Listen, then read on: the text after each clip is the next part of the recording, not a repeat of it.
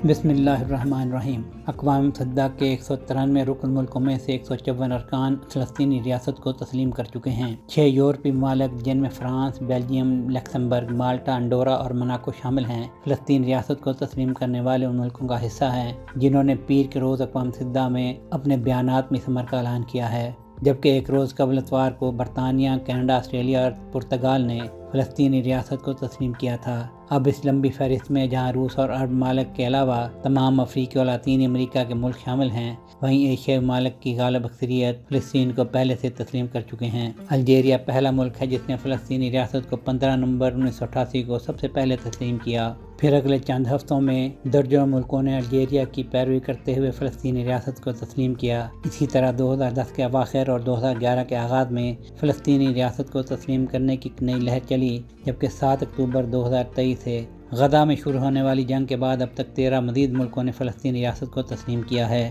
ان 39 ملکوں نے ابھی تک فلسطینی ریاست کو تسلیم نہیں کیا، ان میں اسرائیلی ریاست، اس کا سب سے بڑا اتحادی و سرپرست امریکہ بھی شامل ہیں۔ ایشیا میں جن ملکوں نے ابھی تک فلسطینی ریاست کو تسلیم نہیں کیا، ان میں جاپان، جنوبی کوریا اور سنگاپور، جبکہ افریقی ممالک میں کیمرون اور لاطینی امریکہ میں پاناما شامل ہیں۔ براعظم یورپ اس معاملے میں 2 حصوں میں تقسیم ہے۔ تقریباً 50% ملکوں نے فلسطینی ریاست کو تسلیم کر لیا ہے، تاہم کچھ مشرقی یورپ کے ملکوں نے ابھی تک فلسطینی ریاست کو تسلیم نہیں کیا، ان میں ہنگری اور چیک ریپبلک بھی شامل ہیں، جبکہ مغربی اور شمالی یورپ کے ملکوں میں سویڈن کو چھوڑ کر بالعموم اتفاق ہے کہ وہ فلسطینی ریاست کو تسلیم نہیں کرتے، جبکہ مئی 2024 میں یورپی ملکوں میں ناروے، اسپین، آئرلینڈ اور سلوینیا نے بھی سویڈن کی پیروی کرتے ہوئے فلسطینی ریاست کو تسلیم کر لیا، تاہم ابھی تک جرمنی اور اٹلی نے فلسطینی ریاست کو تسلیم کرنے کا فیصلہ نہیں کیا۔ بین الاقوامی تعلقات اور عالمی قوانین کے ماہرین کا کہنا ہے کہ فلسطین ریاست بین الاقوامی سطح پر ایک پیچیدہ مسئلہ ہے۔ ریاستوں کو یہ حق حاصل ہے کہ وہ کسی ریاست کو تسلیم کریں یا نہ کریں۔